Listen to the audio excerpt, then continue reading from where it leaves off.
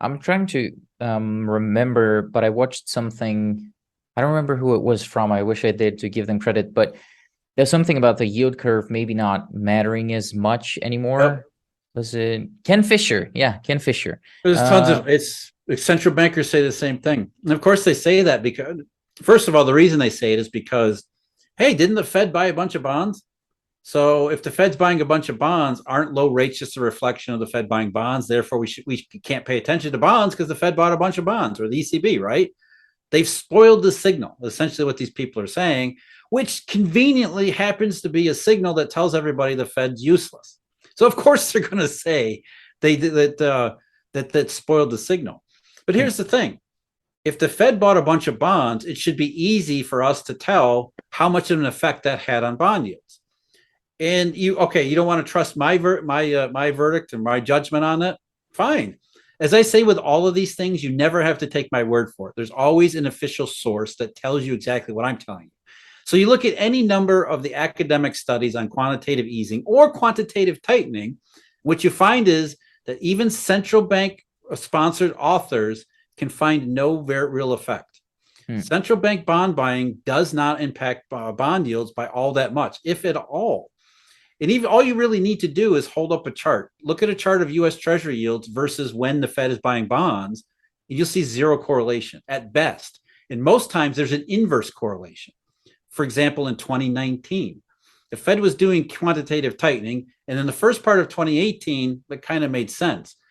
But then bond yields started to fall precipitously starting in late 2018 into 2019, even though the Fed was doing QT, not QE, QT. So why weren't bond yields going up if the Fed is reducing its balance sheet? It went in the opposite direction. And so there really is no correlation between what the Fed's bond purchasing programs are doing and what interest rates are doing. And Hmm. so from the mainstream academic perspective of QE, you find almost no impact of QE on yields because the market determines yields, not central banks. But this is another myth that persists that everybody holds because you think the Fed bought all these bonds, how can it not have an effect? And the reason is because the market has the effect before the Fed does it. It's always correlation. The market starts to buy safe liquid instruments, and then the Fed comes in because of the reason the market's buying safe and liquid, right?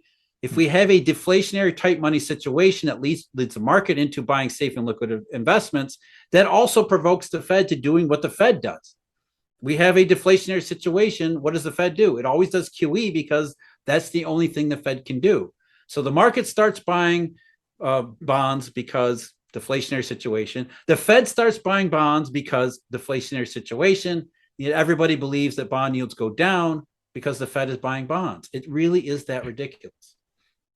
I was thinking more about in the lines of the yields curve predicting powers for an inflation, because I guess the point was that back in the day, banks used to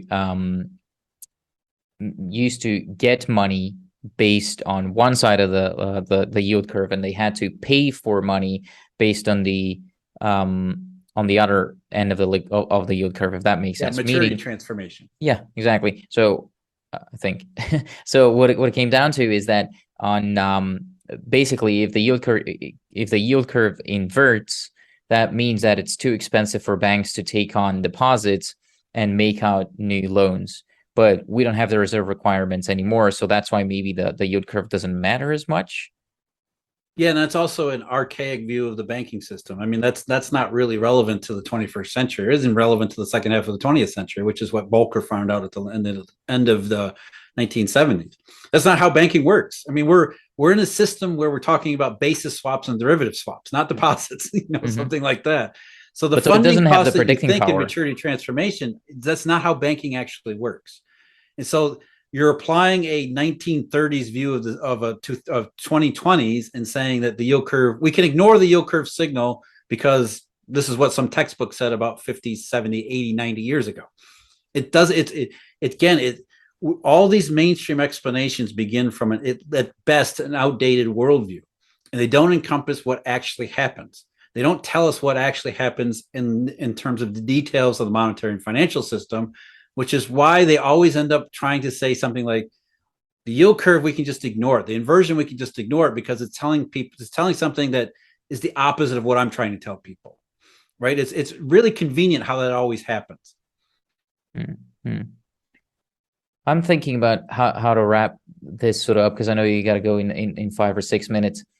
Maybe an interesting way to end it up could be talking about what you think a perfect monetary system would look like. Like how would you? I came across some good explanations from Professor Richard Werner whatever who claims that having many small banks is much more productive for the economy, and it also immediately eliminates the danger of monetary oversupply.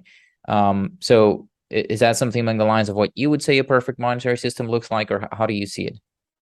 Yeah, I mean, perfect. We first of all, I think the idea of a perfect monetary system is impossible, right? I mean, we live in an imperfect world, for lack of a better term. So, just very big picture stuff. Where the Eurodollar went wrong, well, it went wrong in a couple of different places, but essentially it combined the functions of intermediation and monetary creation. Because it's a reserveless ledger money system, that means it depends upon bank balance sheets to expand, which means banks are in charge of money creation, money and credit creation. That's what they do, not the Fed. It's what commercial banks do around the world. However, commercial banks are also supposed to perform the role of intermediation, which is basically a very fundamental, necessary component of a modern monetary system and financial system, which means they're not supposed to give loan like subprime mortgages, for example. That would, in any functioning intermediation system, that would have been absolutely crazy. Nobody ever would have done that, because you would say the risks of doing of lending in such size and such scale to people we know are not going to be able to pay it back is just insane. So you have banks, the intermediation function that is supposed to be about productivity and efficiency. But when you combine common sense, when you combine money creation with intermediation, what happens is you start to focus on money creation and you focus less on intermediation. So banks became money creators and less intermediation. So that's how you get to the situation where you have money created willy-nilly spread all over the world. It wasn't just in the US housing bubble. We had corporate credit explode all over the place. So any monetary system that hopefully evolves from this bad situation that we've been in since August of 2007 will separate those functions out. And the idea of small banks that are not really money creators but are more intermediaries certainly could be a possibility. But the big picture, and of course, I'm oversimplifying and not really being too nuanced here, but separating the functions of intermediation from money creation would be a good place to start, just in terms of conceptualization and thinking about these problems. I'm trying to be respectful here of your time. So before we get to a better monetary system, because as you said, perfect, not really possible. Do you think we'll have to go through a global default? Do we see hyperinflation, recession, depression, or what would your sort of step-by-step maybe outlook on how things will play out be? Well, we've already been in a depression for the last 15 years, which again, most people don't even realize it because they think, well, GDP is at record highs, unemployment rates are low, central banks have printed money. How could we be in depression? And if you look at the actual statistics, you can see that what happened was in 2008, the monetary crisis, the entire global trajectory changed. So yes, GDP is still growing, but it's growing at nowhere near the same rates as it did before the crisis. And we live in a nonlinear world, which means if you used to grow at 10% and you're only growing at 5%, that's an enormous contraction, especially spread out over time. And that's really the reason why we see so much problems around the world, social, political, outside of the economy and finance, is because people don't realize the economy was broken 15 years ago. The monetary system broke down and it has never been fixed. So we've already been living with a decade and a half of deflationary, depressionary consequences, and nobody has a freaking clue that this has happened. And central banks and governments have no incentive to tell them the truth, right? Because then you would say, well, wait a minute, why didn't you fix this? Why didn't you fix this stuff 15 years ago? All you've been doing is one QE after another. Maybe this QE stuff doesn't work. Maybe this QE stuff isn't what everybody believes. They're never going to say that. They're going to perpetuate the myth that they've been printing money, the economy's fine, everybody's good.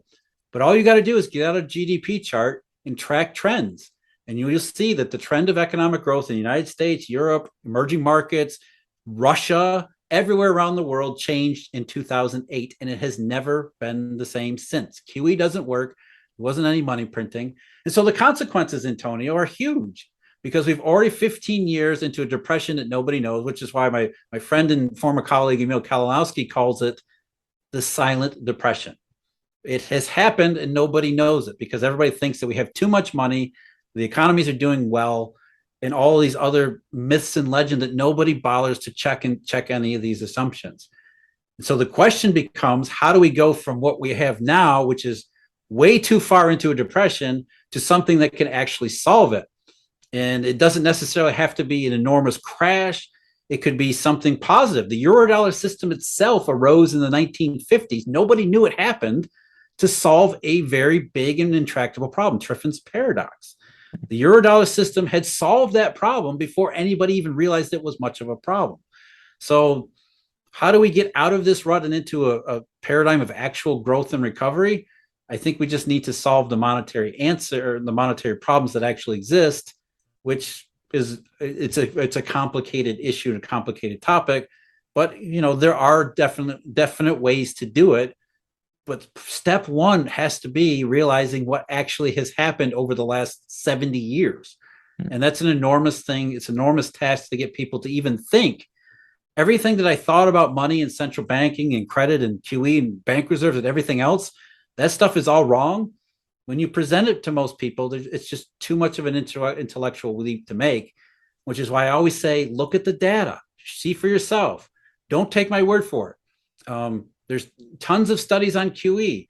There's tons of primary source material on the Eurodollar and how money actually works, if you actually know where to find it. Central bankers admit throughout history, the last 40 years, we don't do money. That's not our job. We don't know how. All this stuff is out there. It's just nobody has ever really put it together because there's no incentive to do that. Well, it's also hard for me to maybe understand or believe that, because if I look around myself, I don't really see depression. I see prosperity. Streets are getting better. We got better cars, more money. We eat well. I mean, this feels nowhere near what 1929 was, or something like those lines. So how can we be in depression? That's the misconception, right? Because when you use the word depression, everybody immediately thinks 1930. Yeah. That's not necessarily what depression means. So if you have growth and living standards rising at a certain rate, and then they still rise, but they rise at a much lesser rate, you may not notice, you may not be consciously aware of that change, but you'll notice it, you'll feel it. So you mean that the difference between my parents and their grandparents was much larger than the differences is between my parents and my kids? Yes. I don't have kids, but you will notice that. Yeah. And you'll see it because, our grandparents went from an analog world to a digital world, which seems like a miracle. And it really was. That's the level of prosperity that you're talking about. But if your kids look back and say, we're still at this kind of the same digital world, things are a little bit better, but they're not radically better like they were for you guys, you'll notice that. And that's the level of economic activity that has fallen off. And over the last 15 years, you can start to see it. You can start to sense it. Why are we still on the same version of iPhones? They haven't really changed much over the last little while. And that's sort of a simplistic example. But by and large, that's the big picture issue here. Is that economic growth has fallen way off. And you and I don't notice it as much because we live in the US and Europe. But I guarantee you people around the rest of the world can feel it already. You look at places like Brazil, for example, their economy experienced a massive monetary contraction in 2014 and 2015, which they've never come back from. So, yeah, they're feeling the depression. They're feeling it as many places around the rest of the world that aren't as sheltered as we are. But even where we are, you can feel the lack of progress, even though, as you said, we're not going to define depression in the same way we did in the 1930s, but that doesn't mean that we haven't lived through one. I don't know, Jeff. Even though I haven't installed TikTok on my phone, I see a lot of people having fun with it. So that's a good technological development. So I'm not sure that it is either. It's good for the Chinese, I think. From October 9th through 12th, I'm bringing together a group of roughly 40 serious investors and financial professionals, along with some special guests and friends like Hugh Hendry and Mike Green, George Gammon, Brent Johnson, and a couple of other ones, where we're going to spend 4 days asking the questions that truly matter. What happens next? Where are the biggest risks being mispriced? Where are the opportunities? What should change our minds? And how should we think about positioning around it? This is not a conference built around speeches. It's a small room built around discussion, some disagreement, and actionable advice. So if you manage some meaningful capital or you're seriously interested in all of these questions and finding answers to them in a very small, intimate setting, apply below.